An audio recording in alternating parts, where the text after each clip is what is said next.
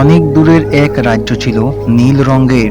এক আশ্চর্যজনক শহর নীল রাজ্য। এই রাজ্যের সবকিছুই ছিল নীল, আকাশ, বাড়ি, এমনকি গাছের পাতাও। কিন্তু একটা জিনিস ছিল না, তা হলো ফুল। কারণ ফুলগুলো নীল রাজ্যে জন্মাতো না। একদিন ছোট একটা মেয়ে, নাম হলো তার মায়া। মায়া চেয়েছিল তার রাজ্যে ফুল ফুটুক। একদিন সে গেল জাদুকরীর নীল বনে। মায়া বনে হাঁটতে হাঁটতে এক জাদুকরীর বুড়ির দেখা পেল। বুড়ি তাকে বলল, তুমি যদি সত্যিকারের কাউকে খুশি করাতে পারো তাহলে এক জাদুকরী ফুল ফুটবে, আর তাতে পুরো রাজ্যে ফুল জন্মাতে শুরু করবে। মায়া তখন অবাক হলো। মায়া ভাবতে লাগলো, কাকে খুশি করা যায়? সে তো ছোট একটা মেয়ে, কিভাবে কাউকে সত্যিকারের খুশি করবে? পরের দিন মায়া দেখলো তার এক প্রতিবেশী বৃদ্ধ মিনা দাদি খুবই একা।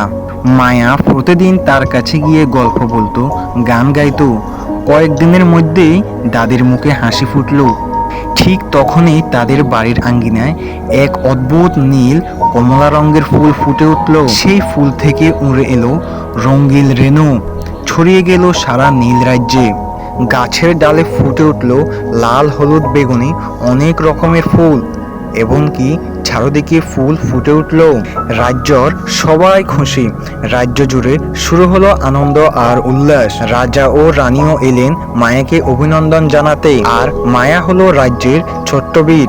সে প্রমাণ করলো একটি সত্যিকারের হাসি বদলে দিতে পারে একটি রাজ্যের ভাগ্য। তো বন্ধুরা, আমাদের ছোট্ট এই গল্পটি কেমন লাগলো? গল্পটি ভালো লাগলে অবশ্যই পরবর্তী গল্প পেতে ভিডিওটি লাইক, কমেন্ট, শেয়ার করুন এবং কি চ্যানেলটি সাবস্ক্রাইব করে পাশেই থাকবেন।